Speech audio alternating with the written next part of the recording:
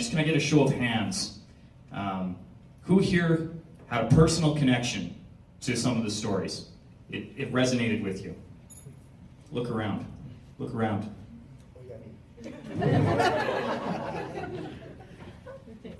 We are all touched by mental health. And the more that we can empower everybody in this room, those who have already spoken and those who maybe are afraid to, the more that we can empower us to share these stories and connect with each other and build a community where we can get together and make a difference and make a change, the better off the world will be. Hey! Welcome to Diary of a Speaker. Hi, Tyra. Hi, Anthony. I love that clip. That clip brings joy to my heart every time. Where was that? That was at an event that a friend of mine, Connie Jacob, put together here in Calgary, and she did I think she got a speaker slam series on mental health, and she had a whole bunch of first-time speakers, seasoned speakers, kind of a blend, but all with a very personal story around mental health. And they were very brave in how they shared, and I was there to support Connie and offer just a little bit of keynote sage advice at the very end for everybody. So that is less about me and more about all those speakers that were standing behind me and the audience that was in attendance that day. There were about 300 people in the audience. Wow. And it was a really, really, really good event. I love what Connie does every time, and I was proud to be part of that. Wow. Welcome to our show, Tyra. Now, for anybody who's been watching or who's just stumbled on us, this is a new podcast. It's known as Diary of a Speaker. And we are going to be having speakers tell us stories. They come and show us how it's done, give us ideas, tips, and strategies to become better speakers and also succeed in the business. And today we have Tyler Foley, who's going to tell us how he became a speaker. How far is he in the speaking world? And so we are blessed to have him here because I know he has so much to share with us. And he's going to leave us with some 5 insider tips that every speaker should know. Where are you in the world, Tyler? I'm living and loving in Calgary, Alberta, Canada. This has been home on and off for most of my life. I was born and raised in the area, and I've moved all over the world, but I keep coming back, and this is where my wife and I have set up home and where we're raising our daughter. Where in the world have you been to? Where haven't I been? I have been to 4 continents. I've lived in Australia, Malaysia, England, and all over Canada. I've traveled to Mexico. I used to tour guide in Mexico, Brazil, Germany, all over Europe, all over Southeast Asia. I had at one point a passport that had so many stamps in it that a customs agent told me that I needed to go get a new passport because they didn't have room to stamp it. So that seemed to be relieving quite a. I mean, I would want to travel as much as you. And what made you travel as such? Is it speaking, or there were other occupations, or you were just staying there? How was it? Yeah, little of just life in general. Some of my travel was for work. Some of my travel was for love. Some of my travel was for life. My father passed away when I was 6, and so I had a big brother. And my big brother was a tour guide and wrote tour books, like guidebooks for different cities. And he had a real love of Mexico. And him and his wife wrote books for Puerto Vallarta, Mazatlan, a lot of the cities up and down the west coast of Mexico. So not on the Caribbean side, but on the Pacific side. And I would go and tour guide with him in the summer. It was some of the first jobs that I ever had. Mm-hmm. And then when I got older, I worked for an airline for a while, and I was acting. So I had a couple of different gigs that took me different places for acting. And I had the ability to travel at a very, very, very low cost. So that was how I experienced a lot of the world. I had a couple of girlfriends in my 20s, and that were from different places. So I'd travel a lot with them to meet family, or just to travel because travel is fun. And, it was one of those throw a dart at the map and see where we end up. And I went to school in Australia. I had friends who went to school in Australia. So I've had different opportunities and different reasons to travel for a myriad of reasons. How about your speaking? When did you get into it? What was your first experience in it? And is speaking same as acting? Did you count yourself a speaker the first time that you were on stage acting? Not the first time I did it, but I do now. Mm-hmm. I think the stage is stage, whether you're using somebody else's words to have a motive reaction from an audience, or whether you're using your own words to have a motive reaction from an audience. I think the goal is the same. And so the first time I was ever on stage, I was 6 years old, and it was for the like Christmas pageant, the Christmas Mm-hmm. play. And my first grade teacher, Mrs. Nielsen, had me play Joseph, and my best friend at the time, Lisa, got to play Mary. And that was kind of my first experience being on stage and really enjoying it. And then the first time that I ever did like an oral presentation would have been the fourth grade. So I was 10 years old at that point.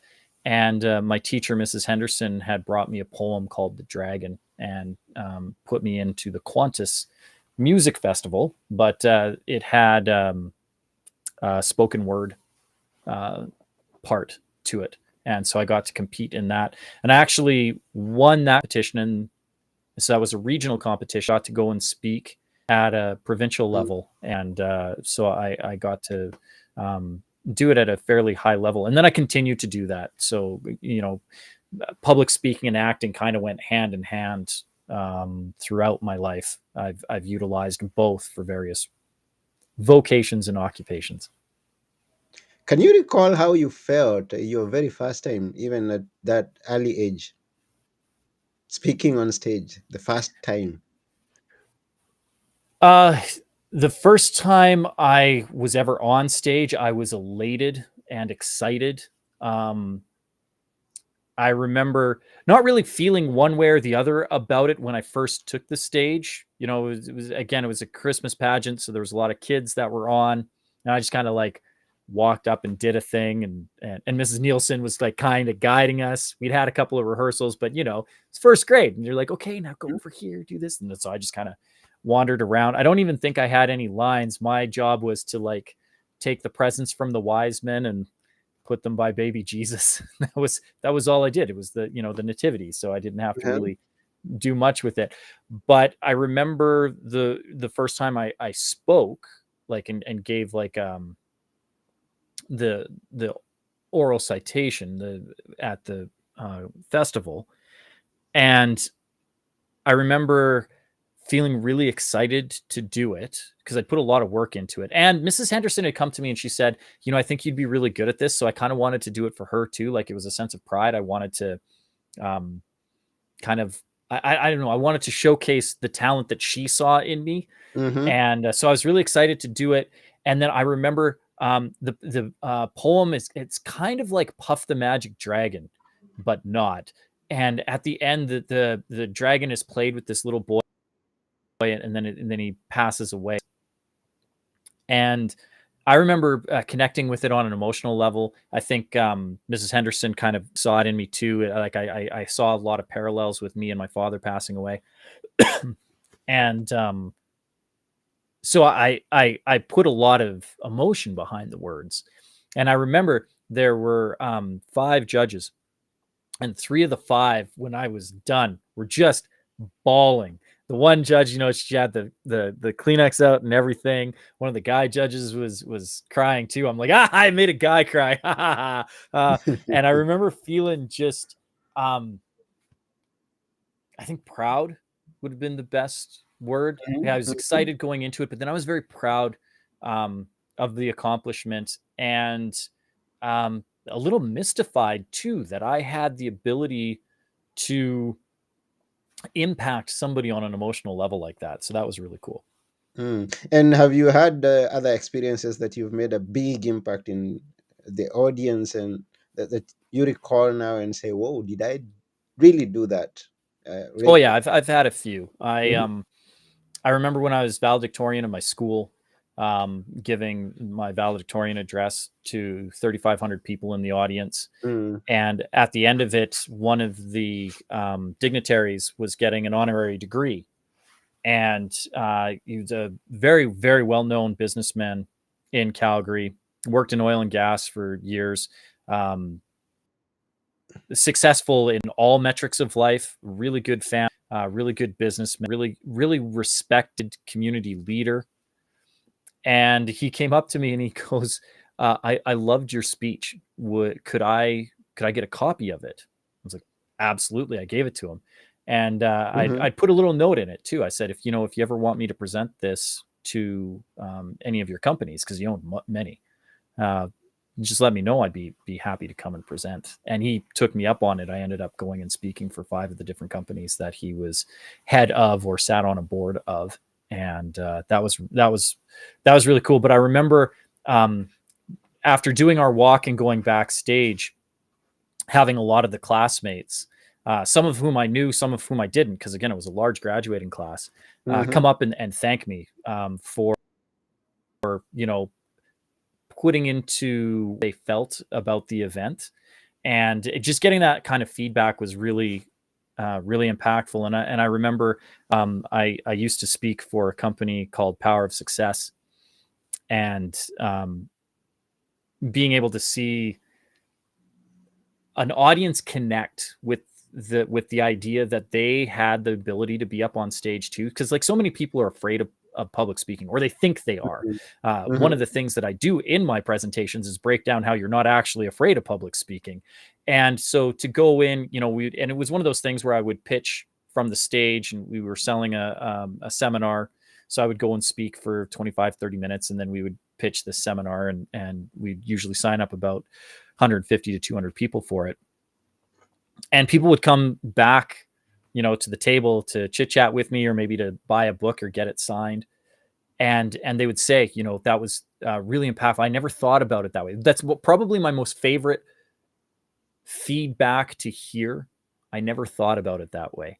Whenever you can have somebody say that, that means that you had the ability to touch their heart and their mind and get them to review and analyze some of their past beliefs, whether they're limiting or not, just a belief structure that they've put in place. And to have somebody question it, because I'm always questioning mine. Like, is this actually true? Like, where, so to get that feedback, it's one of the things that I miss the most about speaking at Power of Success, because Power of Success doesn't exist currently. And it was an amazing opportunity when I was able to do it. And that was some of my most treasured feedback, was how I had made somebody think differently about something. So currently, on a day-to-day basis, what's your day like? And are you only doing speaking, or what other things are you doing? Oh, no. I have my fingers in many pies, and a day to day is never the same. One of the joys and curses of my life is that no 2 days look the same. I was in Toronto last week for work doing some consulting stuff, and it had nothing to do with speaking. It had everything to do with safety. Today, I will have 3 separate speaking engagements. I was leading a keynote presentation this morning. Went really well. Good feedback from that. One of the president of the company pulled me aside after we were done and said he could tell that I had a passion for it, and he appreciated that I had an engaging presentation as I had, because I was talking about safety, and it can be very, very dry. And he said it was probably one of the best presentations he's ever been to.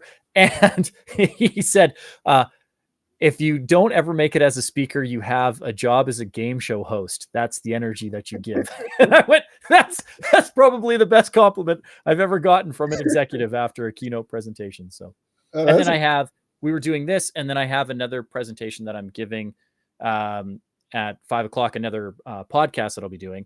And then this evening, I'll be giving a lecture at for an organization that has brought me on to come and lecture. So I've actually got 4 speaking gigs today, which is and we, not every day, but it yes, is today. yeah, and we get that. It so happens that we connected on a day that you're such a busy person speaking. Some days maybe you're not, Yeah. and maybe that's the life of a speaker. You're not speaking on a daily basis. There are days that you have an engagement. Maybe you go 2 3 weeks, 1 week, 1 month, one. Yeah. How distant are you in, in the speaking? I mean, how spaced are your speaking engagements on average? Well, I'm probably presenting at least once a week somewhere for something. Mm-hmm. Mm-hmm. Um, there are days like today where I'm doing, 4 presentations or 4 speaking gigs of some form in a day. There's others where, I don't, I try to take December off, right? I don't typically like to work around Christmas or New Year's. Mm-hmm. Um, there have been exceptions to those rules. Uh, I did a big thing probably 7 years ago here in Calgary, and it was on the 20th of December. And there was a big snowstorm too to go with it. Surprise, surprise. But typically, I try not to do a lot of speaking in December. I also do a lot of consulting in December with my other business, Total Buy-in, so that I have clients who have heavy demands in December, and then heavy demands typically in April, May. So they get this time of year gets really busy for me, and then I get another kind of surge in and around August and September. There's tends to be a lot more focus on things, as people are either doing destination things or they're getting back to the work life in September, and a lot of training happens there, and corporate gigs and stuff like that. So it kind of ebbs and flows, but for the most part, 9 times out of 10, once a week, I'm giving a presentation somewhere, somehow. And that's cool.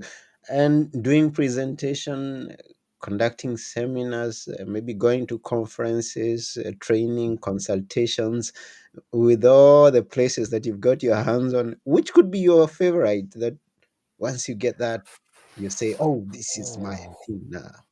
Uh, I, if I had to pick one, because I love they all have a bit of them that I enjoy. But if I had Mhm. to just pick one, I would say presenting at conferences is my favorite. Mhm. I like a big crowd. I really, the more people I can reach, the happier I am. The other nice thing about conferences is usually if I'm speaking at a conference, I'm not just speaking. I'll be either a keynote or some kind of stage presentation, but then there's usually some kind of breakout session that I will lead. So I find conferences give me a chance to do a lot more of the things that I like. So I'm not just coming in and doing a corporate training, for example, Mhm. which Mhm. again, I love facilitating corporate trainings. And, I do a whole bunch, some of them are 2 or 3 hours, some of them are 2 or 3 days. Some of them are workshops over multiple months where you come in for a day, facilitate, go away, and then come back and reinforce messages. All of those are fun, but I find the conferences are the biggest bang for the buck, right? I get to see lots of people. I get to have one-on-one interactions. I get to have one-on-few interactions, one-on-many interactions. I get to kind of do it all. So yeah, if you forced me to make a choice, Anthony, and it's hard, Mhm. I would have to say conferences Conferences, for sure. conferences, and we got the reasons why that you choose them. Going through your profile, I came across a book and I was like, "What's this?" I say the power to speak naked. What's that? It is my best-selling Mm-hmm. book, and it kind of came about a couple of different ways. My agent had said, you need to have a Mm. book, and so book needed to be had, or I wasn't going to book some of the larger stages that I wanted to get Mm-hmm. on. Needed to have a book and a course and all of that stuff. Um, and I also found that I was giving a lot of the same advice over and over again. And so between the two, and I'd actually made a course before I'd made the book, and we needed something to support the course. So the book kind of became this necessitated tool that, Mm-hmm. and the funny thing about the book is I didn't write the book. I spoke the book because I am a speaker. So we took a whole bunch of the Yeah. training videos that I have done, and we grabbed the audio from it, transcribed the audio, and then I had two incredible ghostwriters get together and kind of make everything flow right, because I deliver the same courses over and over and over again, Mm-hmm. but no two audiences are ever the same. Therefore, no two courses are ever the same. They all walk away with the same material, but how we get there is often different. And Mm-hmm. so I have a whole bunch of stuff floating in my head, and we had to make cohesive flow out of what is a very chaotic Tyler's brain.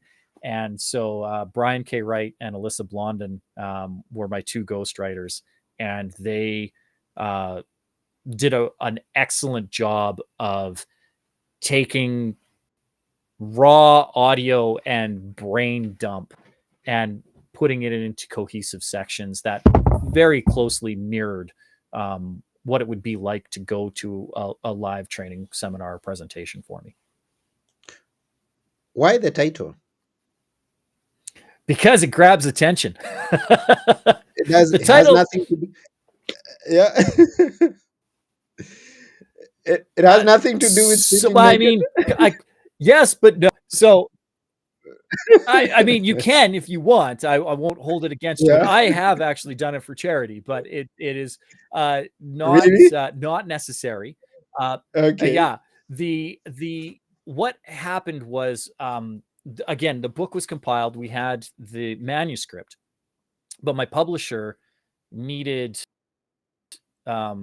needed the graphics worked out and needed the book, the rest of the stuff, not just Mm-hmm. the inner workings, not just the words. And I had a deadline, and I was running. I literally 12th hour. I had a meeting with my team. I was like, I don't know what we're gonna call this book. Like we'd had a whole bunch of names, and none of them were sticking. I didn't like any of them. And Mm-hmm. so I said, well, it's okay. It's a book on it. It's advice. So what's some of the advice that you guys have gotten? And I remember, you do this for speaking, and some of these things. And one of my team members had said, well, you picture your audience naked. And I went, no, that is the absolute worst advice you could ever give anybody. Never picture your audience naked. It's disrespectful to your audience. It's a wasted brain exercise. It's not something that needs to be done. And I Mm. remember just like going into this diatribe. It was probably 5 minutes long. And at the end of it, I said, I would rather give somebody the power to speak naked than to tell them to picture their audience naked.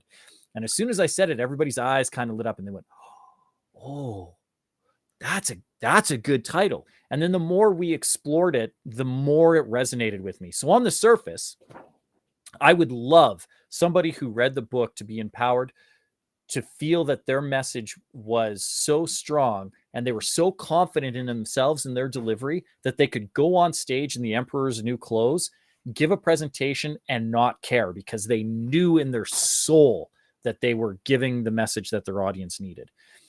And then on a sub level to that, we don't need all the fancy, right? We don't need graphics. We don't need PowerPoint slides. We don't need lasers, audio, video. We don't need a mic even. If I can have a conversation with you one-on-one, that is all we need.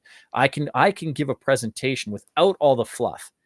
if you know how to do it right, the fluff can enhance it, Mm-hmm. but you have to do it right, and you have to have the core belief in yourself first before you can do any of that. So the sub layer of that is, I want you to be able to give a naked and raw presentation without all the fluff. You don't need the gimmicks. You don't need props, PowerPoints, AV, lasers, all the stuff. And then at its root level, what the real meaning behind the book is that I want you to be able to speak the raw, naked truth, unvarnished, unadorned, because that is how you connect with your audience. We as human beings have an innate BS meter. We know when people are lying. We know when they're pretending. And I see it over and over and over again. Do not fake it till you make it. Do not, because we will see through it every time. And I'm guilty of it myself. I know when I haven't resonated, it's because I've been trying to reach above where I'm at, or try to pretend to be something that I'm not. And it never works ever. And so I've tried to stop doing it, because don't mind me as my cat runs behind and waves our happy background. So that is the ultimate essence of what the book title is, that I want you to be able to speak the raw, naked truth and empower you to speak naked. Wow, that's wonderful. Now, speaking of the cat that is in your background making noise, Yes. Yes. you find Like crazy. yourself on stage and you're rudely interrupted by someone. Something happens. How do you just keep on going? How do you pick up? How do you just Well, I continue think speaking naked? the first thing you need to do is acknowledge the distraction. I mean, people can see that that's going like that, and there's not much that I can do right now other than acknowledge that, I have a kitten. She's Mm-hmm. very young. She's new Mm-hmm. to the family, new to her environment, and is Okay. very much going to be disruptive because I forgot to shut the door, so she couldn't come into the office. Okay. But I think, we're all human. No presentation is perfect. It's also one of the reasons why I strongly, strongly advise people to not rely on PowerPoints or gimmicks or things like that, because anything can happen. The world will go awry at some point. Mm-hmm. And if you're locked into a presentation, or particularly if you're locked into a slide deck and you have no ability to maneuver around it, that can be dangerous. So I think that if you have a distraction, acknowledge it up front. Like, oh, we've had a tech glitch.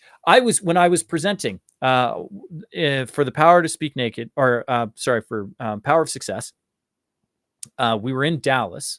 This would have been May 2022, and it was a big arena show, so like a stadium, Mm-hmm. and the power that we had for because it was a big stage, right? Like, it had a big presentation screen behind, laser lights, like a big AV. I think there were 6,000 people in attendance. Like, it was a big event. Mm-hmm. And the first speaker came on, and all of a sudden he was talking, and then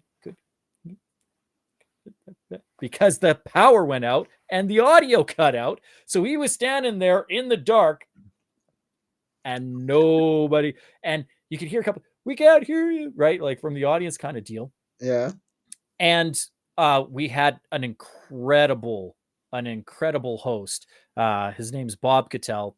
Great speaker. If anybody ever wants to study an incredible speaker, he's the memory guy. And he teaches people how to remember things. Mm-hmm. Anyway, he is a consummate professional and trained performer. Both of us have a theater background. He went on unmiked and projected to the entire hockey arena, Mm-hmm. and everybody was able to hear him. He's like, sorry, we're having technical difficulties, as you can see.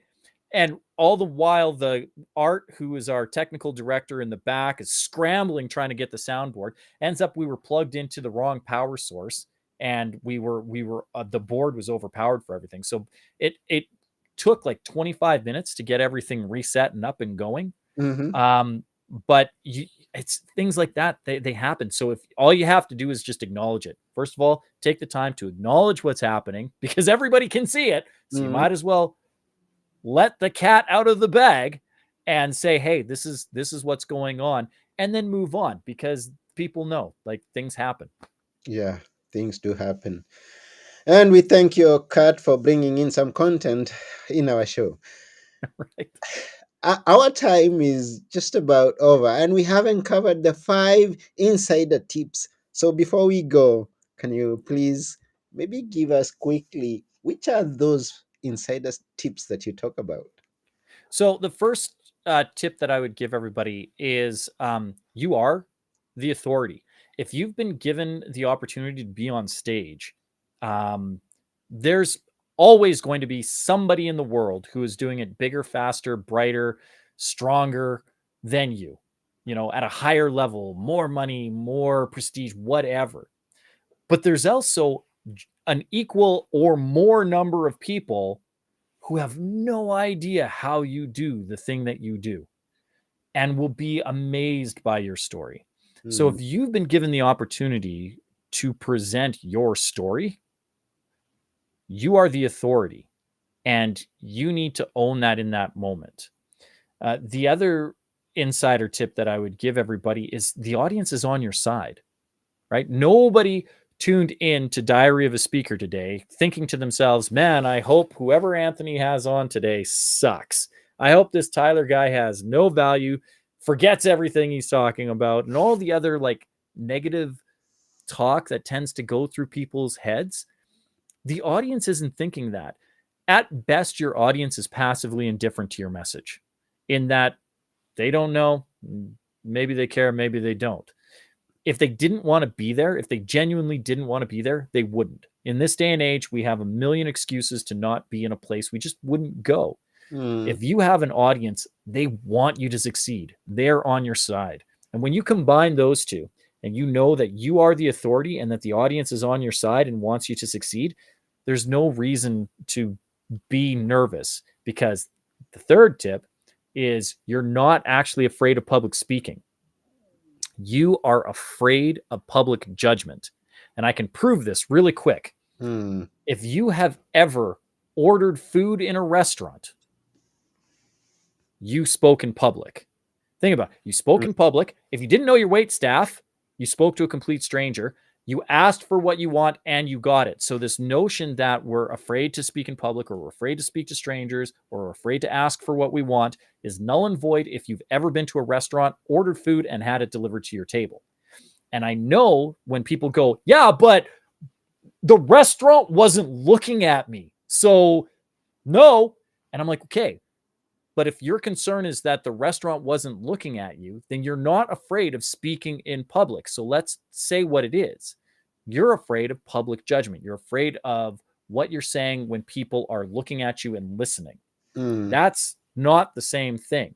And saying that you're afraid to speak in public when you're actually afraid of public judgment is like saying that you're having a heart attack when the reality is you're having heartburn.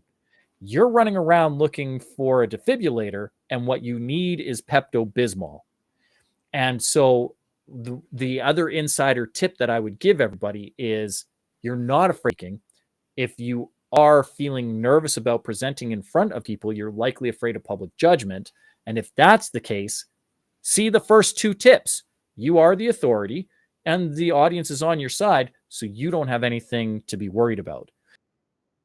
The other 2 insider tips, always, and this I got, never make a point without a story, never tell a story without a point.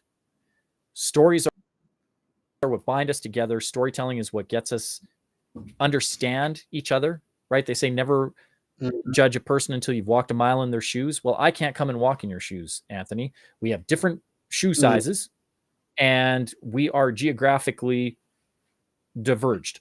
I'm not near you. You're not near me. I can't come and walk in your shoes. But you tell me a story and I can metaphorically walk the path with you.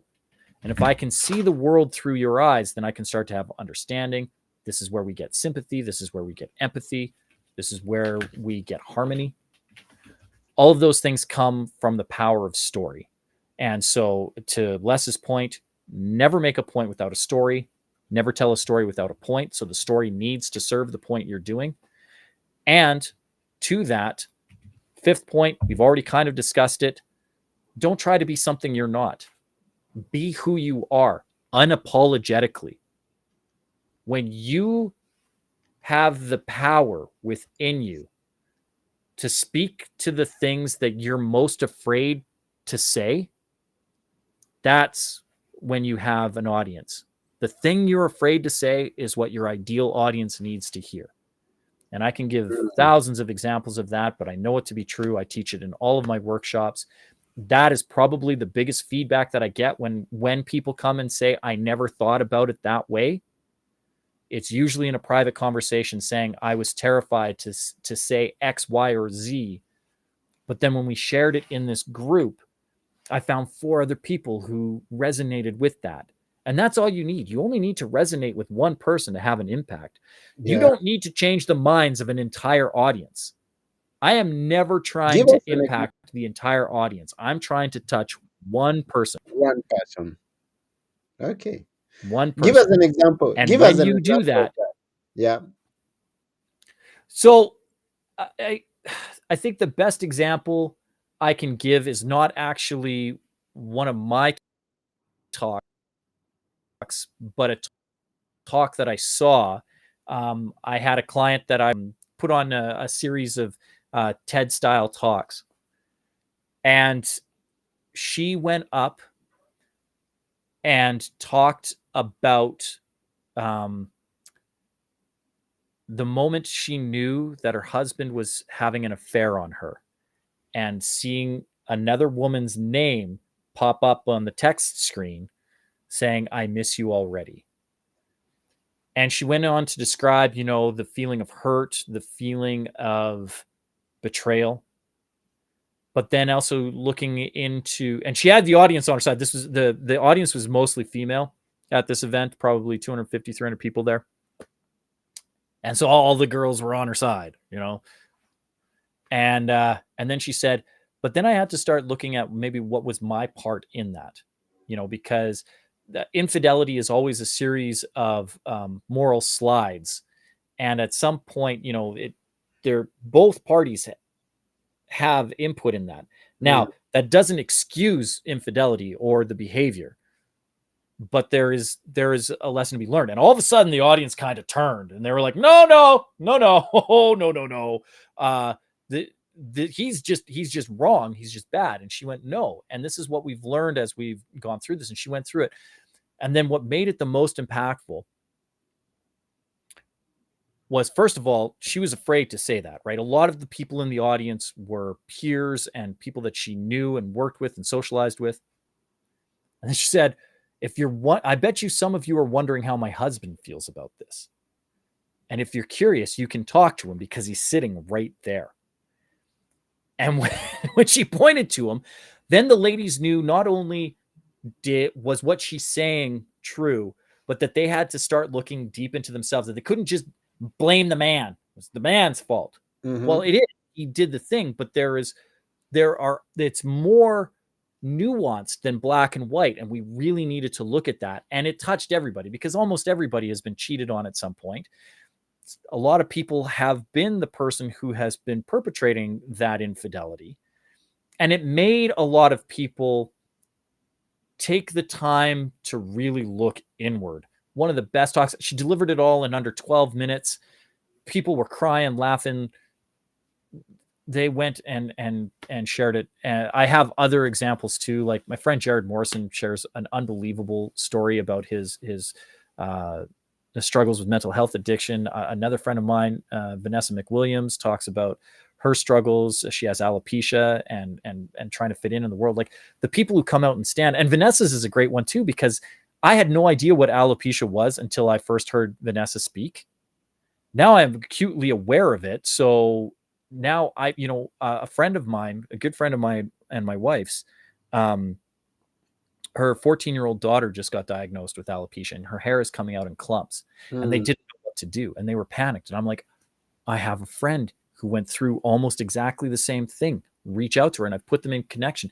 So it's that sharing your story, because it may not impact you directly. Like Vanessa's story directly does not impact me. I have Mm. empathy for her, but it doesn't impact me. But now I have the ability to say, oh, I know a person who can help you because she shared authentically and openly with me, and I can put you in connection, and I can help save that because our friend's daughter is struggling and is having some very dark thoughts because a lot of her identity is tied to her physical appearance. Mm. Vanessa understands it more than anybody else and is able to coach and guide her and mentor her, and that's a powerful thing. Wow. Thank you. Thank you. Thank you, Tyra. So, to all who are listening, those who may be tuned in right now, and also those who get to listen to this after we are through, we thank Tyra. And I'm going to repeat what he shared with us. The insider tips are: you are the authority. Once you stand on stage, you remember that you are the authority, and then that the audience is on your side. Nobody wants to see you fall down and just mess everything. No, they want you to succeed and impact them. They want to walk away with something from you. And also, public judgment. You don't fear public speaking, you just fear public judgment. If you didn't fear to be judged, you can speak anywhere in the world to any audience that may come in front of you. Then we have the storytelling thing. Wow, this is the oldest profession, maybe. We were telling stories before we had the technology, before we had schools. As I can recall, Mhm. people were telling stories even before they did uh, know about science. And then be authentic, just be who you are. Yes, I got them. Yes, you did. And I hope the listener also got them. And we wish that you go and apply them to your speaking and you come out shining. You make an impact to the world. Our time is up, and we really thank you, Tyra, for coming to our show today. Oh, it was a joy and a pleasure. Thank you to the audience for being here. And again, just remember that your story matters, and you have no idea who can be impacted by it until you share it. So go out and share your message with the world. Yeah, and there could be someone who was touched by your sharing and would want to connect with you. How should they do that? Well, the best thing that they can do is come to the website, which is SeanTylerFoley.com. But before they come to me, Anthony, they're already on your platform Yeah. and they're watching you. So if they're getting value out of what you're doing, I would strongly encourage them to give you a 5-star review and let them know why. So you have to tell Anthony what you like about the show, what Diary of a Speaker means to you, why you've tuned into it, maybe what you'd like to see, what one of your favorite takeaways was, what one of your favorite guests are. Be specific when you're listening to the show and giving that 5-star review of what it is you like about it and why you're leaving that review.